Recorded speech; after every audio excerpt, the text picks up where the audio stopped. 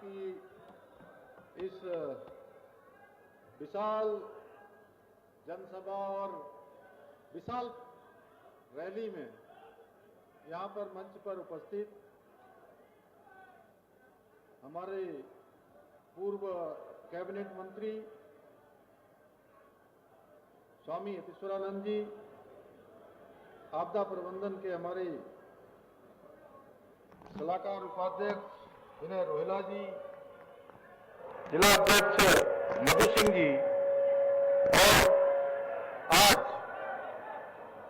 जिन्होंने इस विशाल रैली का संयोजन किया है, ऐसे मंगलौर विधानसभा के पूर्व में प्रत्याशी रहे, पूर्व कैबिनेट मंत्री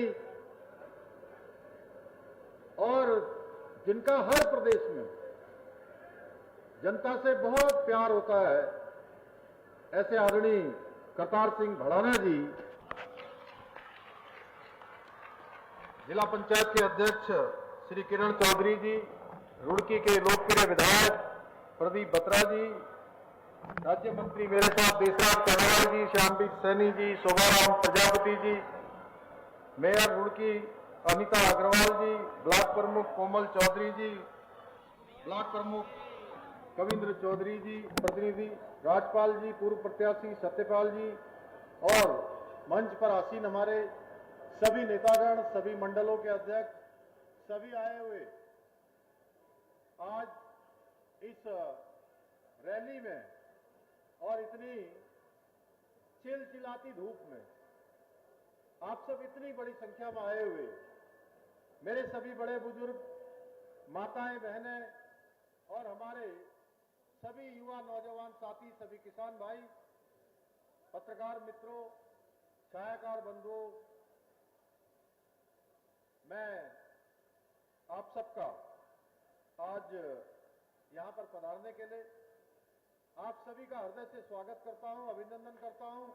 और पूरे रास्ते भर जिस प्रकार आप लोगों ने मेरा स्वागत किया, अभिनंदन किया, जहां बड़े बुजुर्गों ने मुझे आशीर्वाद दिया, माताओं बहनों ने अपनी शुभकामनाएं दी और नौजवान साथियों ने जोश भरे नारे लगाए, मैं भी आप सबका हृदय से स्वागत करता हूं, अभिनंदन करता हूं, आप सबको प्रणाम करता हूं।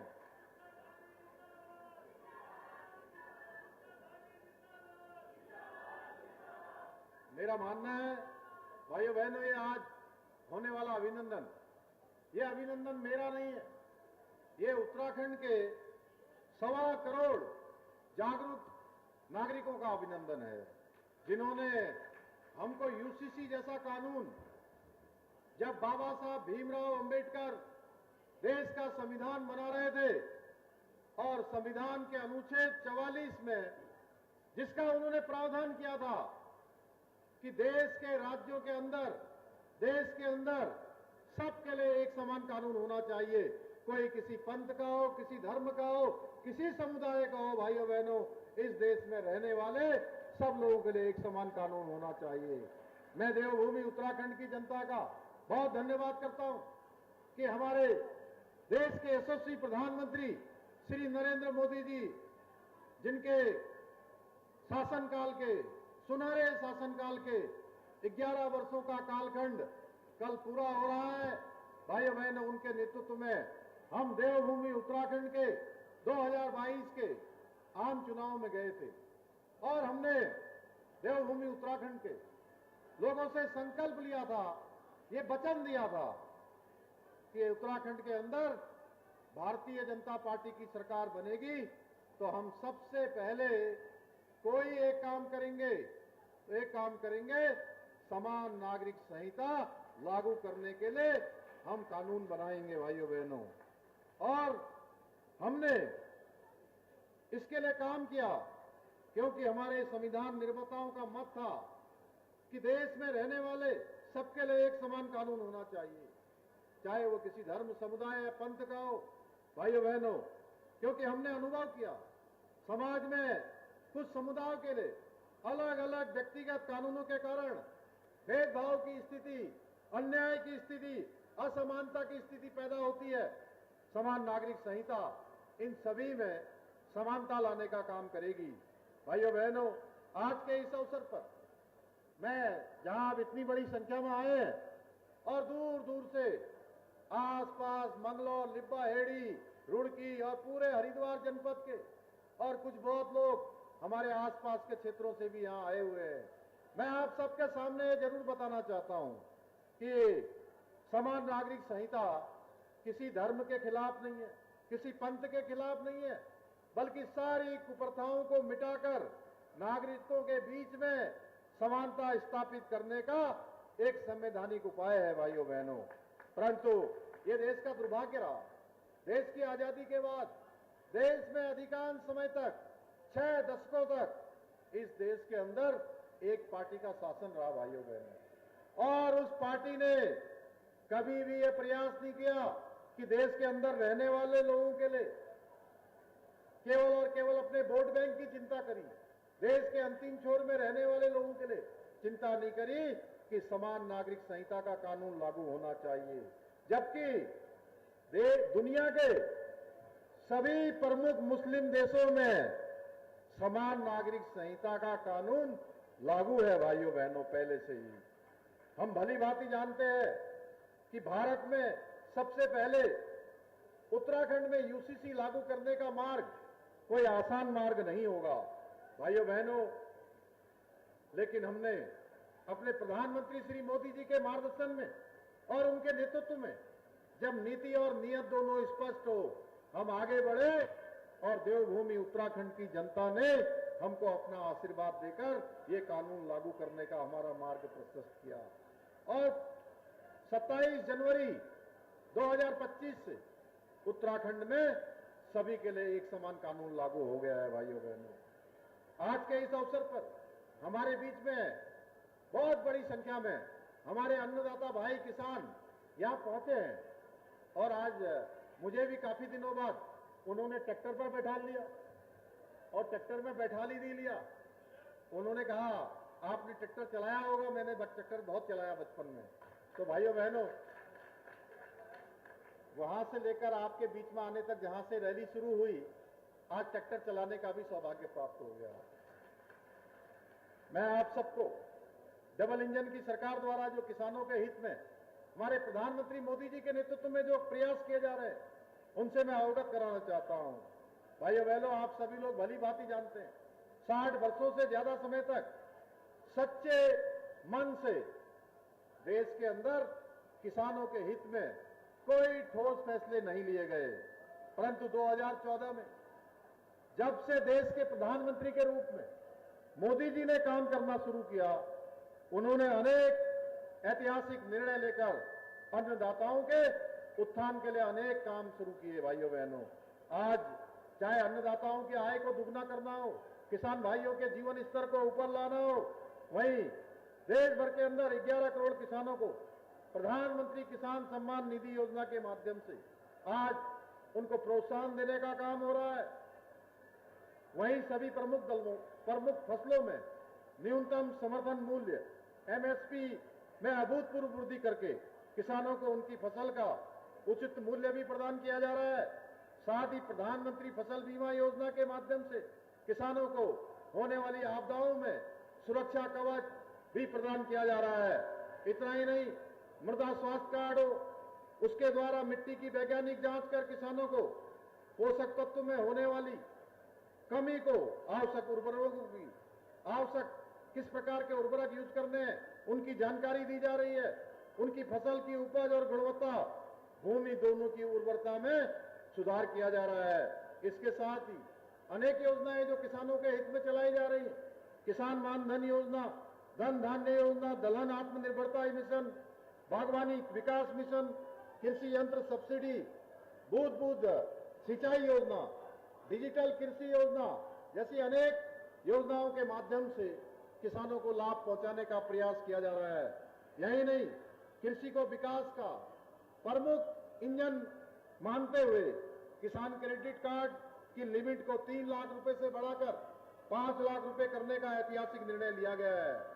वहीं प्राकृतिक कृषि को प्रोत्साहित करने के लिए सिंचाई और कृषि तकनीकों के विकास पर विशेष फोकस किया जा रहा है।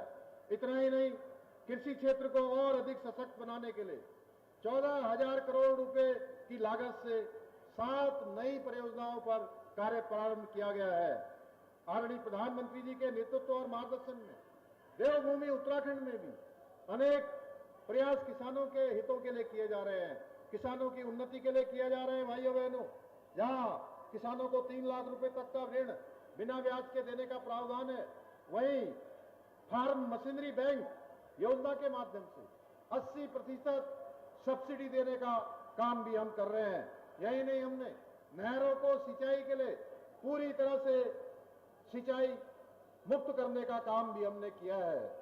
साथ ही हमने किसानों की आय बढ़ाने के लिए पॉली हाउस निर्माण के लिए 200 करोड़ रुपए की राशि का प्रावधान किया है। भाइयों बहनों, गेहूं की खरीद हो 20 रुपए प्रति क्विंटल का हमने बोनस देने का काम किया है। वहीं गन्ने के रेट में भी 20 रुपए क्विंटल की बढ़ोतरी की है। इतना ही नहीं, मुझे यह सब आप सबको बताते हुए ये बड़ी खुशी हो रही है कि डबल इंजन की सरकार बनने के बाद अब तक किसानों को डीबीटी के माध्यम से जो राशि भेजी जा रही है वो पिछले वर्ष 22 वर्षों में भेजी गई राशि से कहीं अधिक है।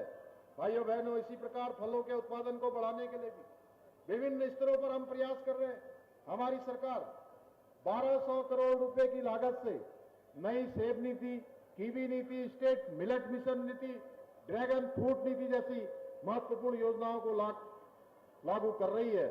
इन्हीं नीतियों के तहत बागवानी को प्रोत्साहन देने के लिए किसानों को 80% तक की सब्सिडी प्रदान की जा रही है।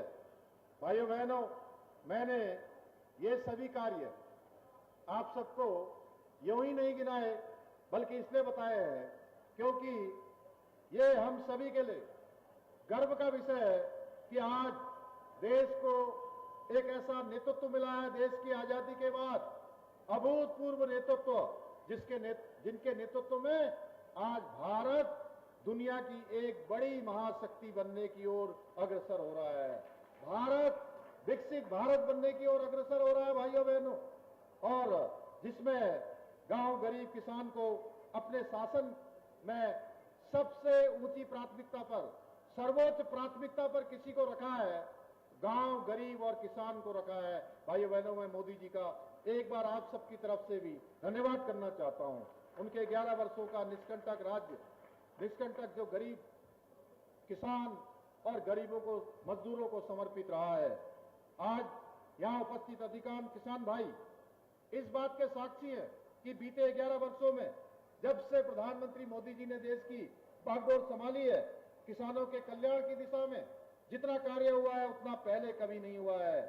पहले की सरकार के एक प्रधानमंत्री जी कहते थे, आप सब लोगों ने भी सुना होगा, एक प्रधानमंत्री जी कहते थे कि अगर दिल्ली से वो 1 रुपया सब्सिडी का भेजते हैं तो वो हमारे निब्बा हेड़ी जैसे गांव में पहुंचते पहुंचते केवल 15 पैसे रह जाता है।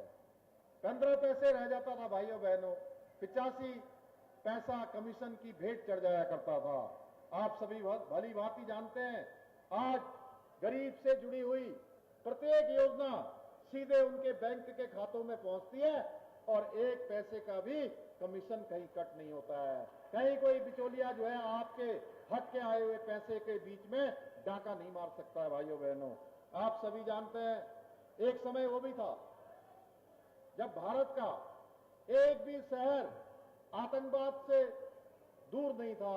आतंकवाद की घटनाएं वहां होती थी, हम ये नहीं कह सकते थे कि ये शहर सुरक्षित है, परंतु उस समय की सरकारों में न इच्छा शक्ति थी, न भाइयों बहनों कोई साहस था कि आतंकवादियों और उनके सुरक्षकों को वो ठोस कार्रवाई कर सके, कोई ठोस जवाब उनको दे सके। वो केवल कोई घटना होती थी तो क्या करते थे, कोई घटना होती थी तो आतंकवाद की निंदा कर देते थे, आतंकिस्तान पाकिस्तान की निंदा कर देते थे भाइयों बहनों, और चुपचाप होकर बैठ जाते थे। लेकिन आज का भारत मोदी जी के नेतृत्व में केवल निंदा नहीं करता है, बल्कि घर में घुसकर उनके आतंकी निशानों को नेस्तनाबूद करने का काम करता है। चाहे सर्जिकल स्ट्राइक हो, एयर स्ट्राइक हो, या अभी अभी चलाया गया ऑपरेशन सिंदूर हो, इसके माध्यम से आतंकियों को उनके बिलों में ही सफाया करने का काम भारत की सेना ने हमारे प्रधानमंत्री मोदी जी के नेतृत्व में किया है। भाइयों बहनों, आतंकियों की मदद करने वाले पाकिस्तान सेना के हवाई अड्डों से लेकर डिफेंस सिस्टम तक तबाह कर दिए गए। ऑपरेशन सिंदूर के माध्यम से ऐसा प्रहार किया गया कि पाकिस्तान को 4 दिनों में ही घुटनों पर आना पड़ा और संधि की भीख मांगनी पड़ी। भाइयों बहनों, पूर्ववर्ती सरकारों की विफलता के कारण, तुष्टीकरण की राजनीति के कारण देवभूमि का डेमोग्राफिक ये काफी बदलाव इसमें देखने को मिला है। यहाँ का जो मूल अस्तित्व है उसको कहीं ना कहीं चुनौती मिल रही है। इस बदलाव को रोकने के लिए हमने जहां धर्मांतरण का कानून लागू किया है, भाइयों बहनों, वहीं लव जिहाद, लैंड जिहाद और थूक जिहाद के खिलाफ भी हमने कठोर कार्रवाई सुनिश्चित की है। हमने प्रदेश में लैंड जिहाद पर कड़ी कार्रवाई करते हुए 5000 एकड़ से अधिक जमीन सरकारी भूमि को लैंड जिहादियों से मुक्ति कराई है। इतना ही नहीं, दंगों की राजनीति करने वालों को भी सबक सिखाने के लिए हमने दंगारोधी कानून बनाया है और उसके होने वाले नुकसान की भरपाई भी उन्हीं दंगाइयों से सुनिश्चित करने का इस कानून में प्रावधान किया है। भाइयों बहनों, आप सब जानते हैं, पहले यहां पेपर लीक, परीक्षाओं में धांधली एक संस्कृति बन गई थी, एक टेंडेंसी बन गई थी। कोई परीक्षा होती थी और परीक्षा के बाद उन परीक्षाओं के पेपर लीक हो जाया करते थे, परीक्षा कैंसिल हो जाया करती थी। भाइयों बहनों, गरीब माता पिता के बेटे बेटियां जो अपनी तैयारी करते थे, अपनी मेहनत करते थे, उनके माता पिता भी अपने बच्चों के लिए अपने जीवन में होने वाले दैनिक खर्चों को कम कर लेते थे। भाइयों बहनों, उनका मनोबल टूटता था। कई वर्षों से उनका चयन में नंबर नहीं आता था, लेकिन हमने कहा कि नहीं, इसके लिए चाहे हमको कोई भी कितनी भी चुनौती का सामना करना पड़ेगा, नकल माफियाओं को जड़ से उखाड़ना पड़ेगा, तो हम जड़ से उखाड़ेंगे। हमने कार्रवाई करी और 100 से ज्यादा नकल माफियाओं को जेल की सलाखों के पीछे भेजने का काम किया। नकल का सख्त कानून लागू किया जो पूरे देश भर के अंदर आज एक आदर्श कानून बन गया है। और इस कानून के बनने के बाद 23,000 नौकरियां, मेरे पत्रकार भाइयों से भी मैं कहना चाहता हूं कि 23,000 नौकरियां बिना किसी नकल के, बिना किसी पक्षपात के, बिना किसी भ्रष्टाचार के, बिना किसी पेपर लीक के, बिना नकल माफिया के संपन्न हो चुकी है, जिसमें गरीब माता पिता के बेटे और बेटियों को चयन का अवसर मिला है। भाइयों बहनों, आप भली भांति जानते हैं कि पूर्ववर्ती सरकार के समय में भ्रष्टाचार के मामलों में केवल और केवल छोटे मोटे कर्मचारियों को पकड़कर खानापूर्ति पूरी की जाती थी। ऊपर बैठे भ्रष्टाचार के बड़े मगरमच्छों को छूने की किसी की हिम्मत नहीं होती थी। भाइयों बहनों, लेकिन आज भ्रष्टाचारियों पर जीरो टॉलरेंस की नीति के तहत कार्रवाई लगातार हो रही है। चाहे कोई छोटा हो, चाहे कोई बड़ा हो, यदि भ्रष्टाचार करेगा तो उसे अब देवभूमि उत्तराखंड में बख्शा नहीं जाएगा। भाइयों बहनों, बख्शा नहीं जाएगा।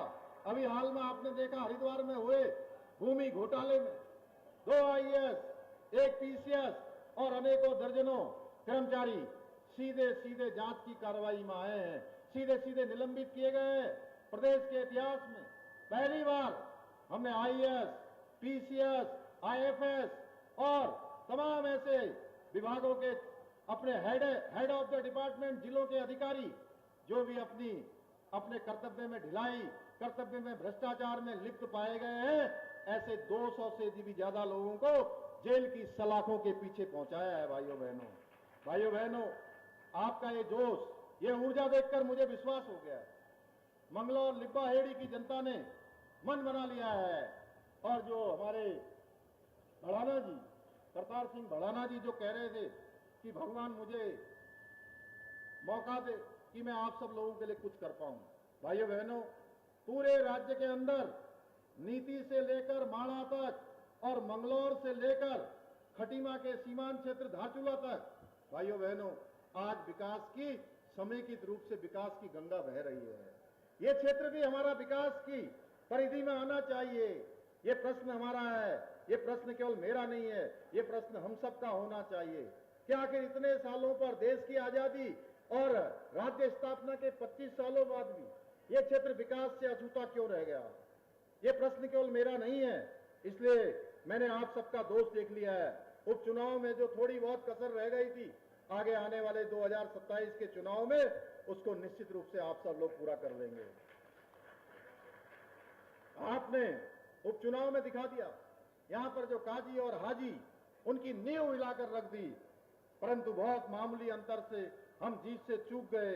लेकिन अब ऐसा प्रयास कीजिएगा कि आने वाले समय में कोई कमी न रहे। भाइयों बहनों, मुझे पूरा विश्वास है कि मंगलौर और लिपारेड्डी क्षेत्र के मेरे आप सभी परिवारजन देवभूमि उत्तराखंड को देश का सर्वश्रेष्ठ राज्य बनाने के हमारे विकल्प रहित संकल्प को पूरा करने में अपना इसी प्रकार योगदान देते रहेंगे। और ये विकास का जो रथ आगे बढ़ा है, आज उत्तराखंड हिंदुस्तान के श्रेष्ठ राज्यों में जो उसकी गिनती हुई है, उसमें मेरे मंगलौर के परिवारजन, मेरा लिपारेड्डी क्षेत्र के परिवारजन, रुड़की के परिवारजन और पूरे हरिद्वार जनपद के लोग भी अपने कदम से कदम मिलाएंगे, कदम से कदम मिलाएंगे और भारत का उत्कृष्ट राज्य, भारत का सर्वश्रेष्ठ राज्य बनाने में अपना योगदान देंगे।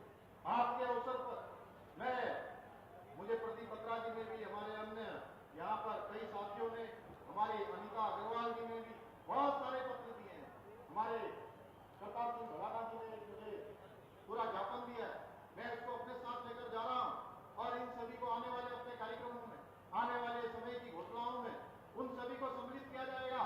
और ये हमारा संकल्प है कि ये क्षेत्र भी हमारा विकास के क्षेत्र में आगे बढ़ेगा। उत्तर प्रदेश सरकार के साथ जहाँ बात करनी होगी, हम आदरणीय योगी आदित्यनाथ जी से बात करेंगे और उनसे अनुरोध करेंगे कि हमारे इस क्षेत्र की आवश्यकता है, मंगलौर क्षेत्र की आवश्यकता है, लिपारेड्डी क्षेत्र की आवश्यकता है, रुड़की हरिद्वार की आवश्यकता है, तो उन्होंने कभी भी हमको मना नहीं किया है। लंबे समय से जो हमारा परिसंपत्तियों का बंटवारे का काफी सारा मामला उलझा हुआ था, मैं लखनऊ गया और मैंने आदरणीय योगी आदित्यनाथ जी से अनुरोध किया कि आप हमारी परिसंपत्तियों का जो मैटर है इसको सुलझा दीजिए। उन्होंने सारे मैटर जो पिछले 22 सालों में नहीं सुलझ पाए थे, उन सभी को सुलझाकर हमको हमारी परिसंपत्तियां भी देने का काम किया है। तो आज के अवसर पर मैं एक घोषणा करता हूँ कि विधानसभा क्षेत्र मंगलौर ग्राम लिपारेड्डी में महाराजा सूरजमल जी के नाम से खेल स्टेडियम का निर्माण किया जाएगा। विधानसभा क्षेत्र मंगलौर में सड़क की रजवाई की पटरी जो मंगलौर से गोकुल लंडोरा बाईपास हरदनपुर के पुल तक है, उसको पक्की करवाई जाएगी। हमने जो योजनाएं उनको अपने साथ लेकर जा रहा हूँ, इसी विश्वास के साथ एक बार आप सभी का धन्यवाद व्यक्त करते हुए मैं अपनी बात को समाप्त करता हूँ। बहुत बहुत धन्यवाद। जय हिंद, जय भारत, जय उत्तराखंड, भारत माता की।